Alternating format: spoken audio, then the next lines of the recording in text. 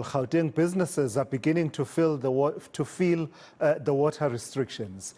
Rainwater says reservoirs in both Joburg and Tshwane remain severely strained.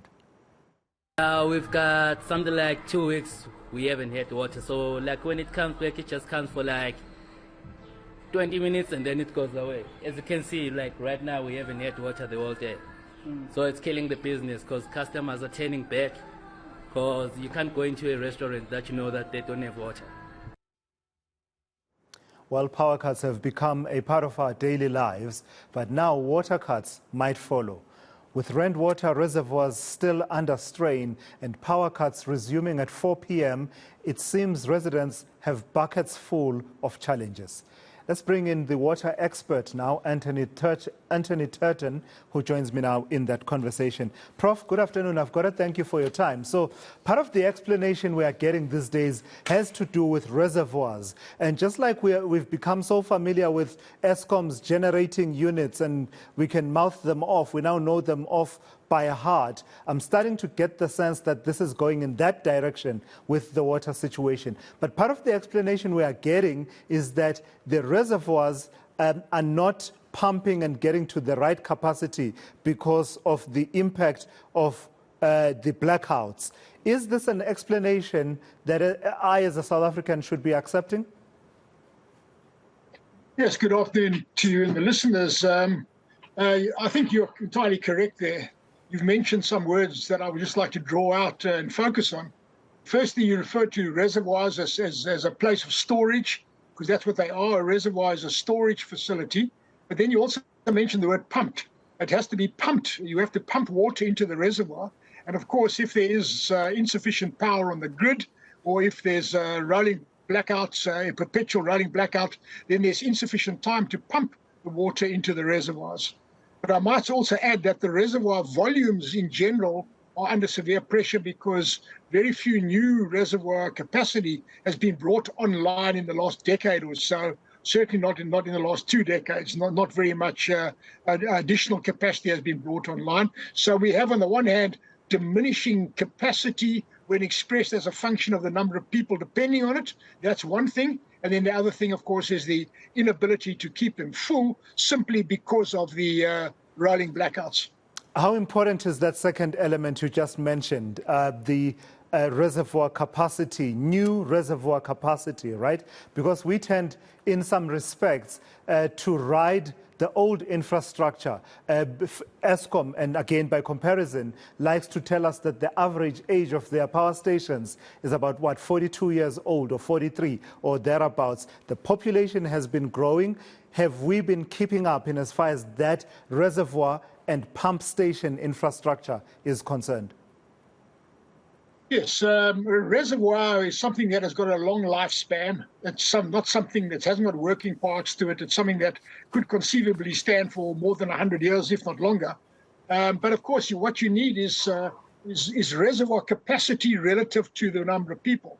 So in other words, you need to have a certain volume of water stored as backup per person in the area of supply. It would be typical to have 48 hours worth of backup. So let's just say 200 liters per person per day, extrapolate that over 48 hours, multiply that by the number of people in the city or in the area of supply, and that's the volume storage that you would require. That's just a rough calculation, but that's what you would require. So what's happened in the last 2 decades is that there's been a massive influx of people into the urban areas, and there has not been a concomitant upgrading of the storage volume, of the volume capacity.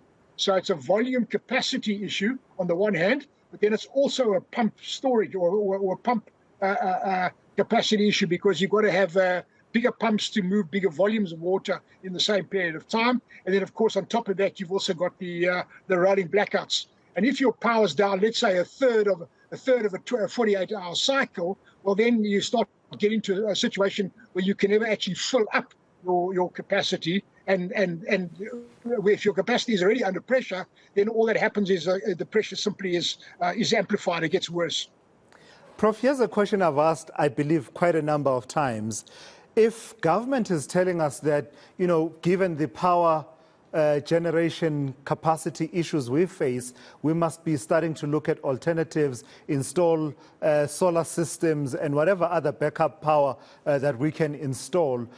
How come this has not happened, or perhaps is not feasible, either of the two, for these pump stations and pump systems that supply water? Being as critical as they are, one would have thought that there would be a backup system that ensures that these continue to run even in periods of long power outages. Or am I being overly simplistic? These things don't work that way.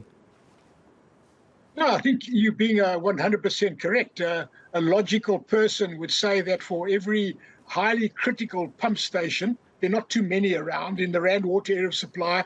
It's not as though they've got thousands of pumps. They've got 30, 40 pump stations. Not that they haven't got thousands of pump stations. So one would expect that those would at least have a strategic backup in terms of standby generating capacity. However, I introduce a new concept here, and that is that when government keeps on putting out messages saying that the Eskom crisis is about to come to an end, well, this is called hubris.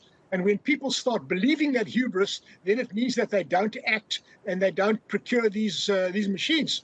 So I would argue that it's because, let's just say, municipal or provincial government believes that the government is suddenly going to click their fingers and the Eskom crisis is going to go away. And because of that, they don't actually go and procure the necessary machinery needed to create backups.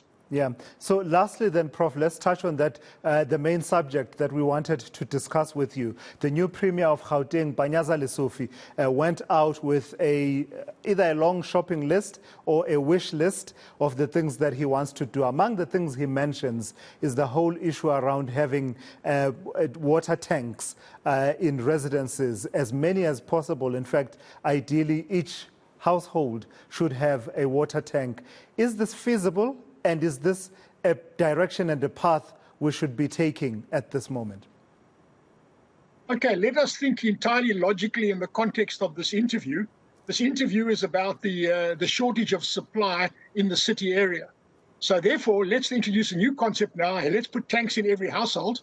So now the next question is, how are those tanks going to be filled up when there is insufficient supply already? The tanks can't create water. They can only store water that doesn't exist. So in other words, a tank in every household is, in my professional opinion, a misdiagnosed problem. It's a solution to a misdiagnosed problem propagated by somebody who doesn't actually understand how water supply works. And I say that with deep respect to the political leadership of the day. But is there no room for the argument that says this could help us ramp up water harvesting? I mean, you and I have spoken on many occasions where we receive torrential rains and it just goes down the drainage systems and it's gone, and we have no capacity to sort of capture it. Well, if we go down that rabbit hole, then we open up a whole new can of worms, because the law in South Africa is that all potable water has to be supplied to a standard known as SANS 241. And we know that rainfall is not compliant with SANS 241 because the rain that falls through the atmosphere picks up all of the pollutants in the atmosphere. So work that I was doing about a decade ago on rainfall, acid rain, showed that the acidity of rain, the pH of rain, was as low as 4. So in other words, your rain is highly acidic and corrosive. So you've got to treat it.